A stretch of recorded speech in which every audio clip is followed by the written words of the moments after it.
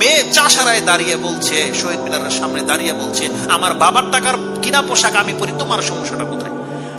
ধর্ম বুঝেন, বুঝেন গায়রত কি জিনিস। একজন মুশরিক বলছে যে আল্লাহকে চিনে না, কিন্তু তার গায়রত এতটা যে যেই উটের পিঠে আমার স্ত্রী বসেছে বা আমার মহিলা বসেছে, আমি বিক্রি করার পরে সেই উটের পেছনে আরেক ব্যক্তিকে আমি দেখবো সে বসে যাচ্ছে, এটা আমার সহ্য হবে না। বলছে উটে আমি রাখবো না, জবাব করে দিয়েছে।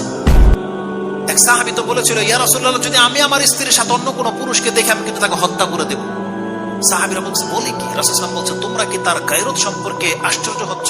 তার চাইতে বেশি গায়রত আমি মুহাম্মদ সাল্লাল্লাহু আলাইহি ওয়াসাল্লাম রাখি, আর তার চাইতে বেশি গায়রত হচ্ছে আল্লাহ সুবহানাহু ওয়া তাআলা। এজন্য আল্লাহ সুবহানাহু ওয়া তাআলা ফাহিশাকে হারাম করেছে।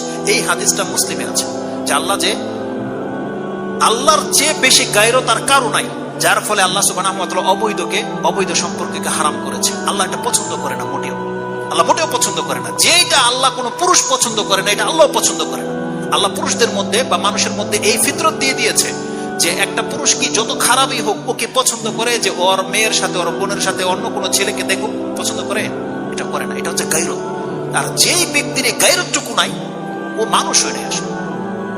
ওর চেয়ে ওই মুশরিকরা অনেক বেশি গায়রত রাখে, মুসলিমদেরকে আরো বেশি গায়রত সম্পূর্ণ